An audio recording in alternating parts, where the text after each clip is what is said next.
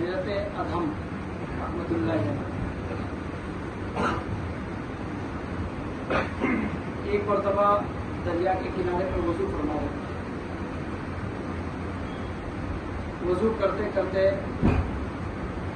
ایک سیب سامنے آ گیا, اسی جیسا جس کا میں نے آپ کو 5-6 مہینے پہلے سنا. وہ آیت شیخ عبدالقادر جیلانی رحمۃ اللہ علیہ کا, یہ وہ نہیں ہے, یہ دوسرا ہے. حضرت ادہم رحمۃ اللہ علیہ نوجوان ہیں, ابھی شادی وغیرہ بھی نہیں ہوئی تھی, لیکن ایمان اور یقین بڑا پختہ تھا. جب ایمان یقین زندگی میں پختہ ہو, چاہے وہ جوانی ہو چاہے بڑھاپا ہو, انسان جس حالت میں بھی ہو وہ سیدھے راستے پر جمع رہتا ہے. جب اللہ کا خوف زندگی میں ہو,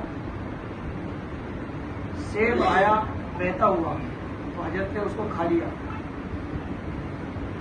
یہ سوچ کر کہ یہ تو عام دریا بہہ رہا ہے, کہاں جائے گا کہاں نہیں جائے گا, کسی کے کام کی چیز نہیں. کھانے کے بعد وسوسہ پیدا ہوا کہ میں نے کسی سے اجازت تو لی نہیں, بغیر اجازت کے کیسے کھا لی. بہرحال جب اللہ کا خوف دل میں ہوتا ہے تو پھر حرام کے پاس جانا تو بہت دور کی بات ہے. جو چیز شک والی رہتی ہے ان سے بھی انسان دور بھاگتا ہے, چاہے جائے کہ حرام میں مبتلا ہو. اور جب خدا کا خوف نہیں ہوتا ہے تو حرام کو بھی حلال بنانے کی کوشش کرتا ہے انسان. آج کے ماحول میں آپ دیکھ لیجئے, لون ہے, بیاج ہے, اس کو انسان کتنا ہلکے میں لے رکھا ہے. کسی بھی گناہ کو آپ دیکھیں, تو جب خدا کا خوف دل میں ہوتا ہے تو مکھی پر گناہ بھی ایسا لگتا ہے جیسے پہاڑ سر پر آ گیا ہو. شک والی چیز بھی ایسی لگتی ہے کہ نہیں, جب تک یہ حل نہیں ہو جائے سکون نہیں ہوتا. اور جب خدا کا خوف نہیں ہو تو پہاڑ جیسے گناہ بھی سر پہ رکھتے ہیں, ایسا لگے مکھی آئی اٹھ گئی.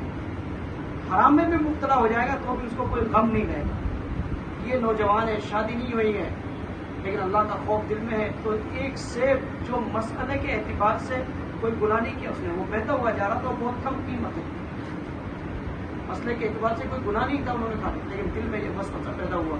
بس دریا کے کنارے چل پڑے, باغ ملا, باغ میں معلوم کیا ایک خاتون کا باغ ہے.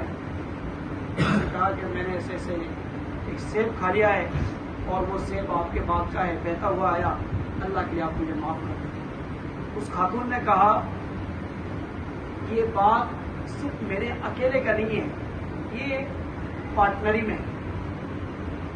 یہ باغ سلطان کا ہے, بادشاہ کا ہے, اور آدھا میرا ہے. تو جب آپ اتنی دور سے چل کے رہے, اللہ کا خوف ہے, تو جب آدھا میرا باغ ہے آدھا بادشاہ کا ہے, تو میں آدھا سیب اپنی طرف سے آپ کے لیے معاف کرتا ہوں. آدھا سیب معاف کہ آدھا بادشاہ کے, بادشاہ کہاں ہے کہ وہ یہاں سے بلخ گئے ہوئے ہیں, اور بلخ قریب میں نہیں ہے, بلخ جانے میں 10 دن آپ کو لگیں گے, 10 دن کی دوری پر ہے. 10 دن میں آدمی کہاں سے کہاں گھوم سکتا ہے. اور خاص طور سے جو اللہ کی عبادت میں جو نوجوان لگا ہوا ہو, اس کے لیے تو ایک ایک سیکنڈ ایک ایک منٹ قیمتی رہتا ہے. بہرحال جب خدا کا خوف ہوتا ہے تو بڑی دوریاں بھی نزدیک لگتی ہیں.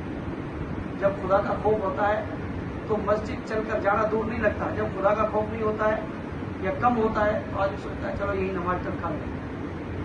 یہ بنیادی چیز ہے, ہر نیک عمل پر خدا کا خوف ہی آپ کو آمادہ کر سکتا ہے. چنانچہ آدھا سیب انہوں نے معاف کرا لیا, اور آدھا سیب معاف کرانے کے لیے بلخ گئے. بلخ کتنی دور ہے؟ 10 دن کی دوری پر. 10-5 گھنٹے یا 1 دن یا 2 دن کا سفر نہیں, 10 دن کا سفر. اور اس زمانے میں آپ کو معلوم ہے کوئی اے سی کا ٹکٹ یا کوئی یہ تو تھی نہیں کہ چلو پہنچے, بڑی مشکل سے سفر ہوتے تھے. بہرحال یہ وہاں پہنچے, بادشاہ کی سواری جا رہی تھی, بادشاہ کی سواری کو روکا, اجازت مانگی, بادشاہ سے بات کرنے کی بات ہوئی, اور بادشاہ کے کان میں اپنا واقعہ بتایا مختصر.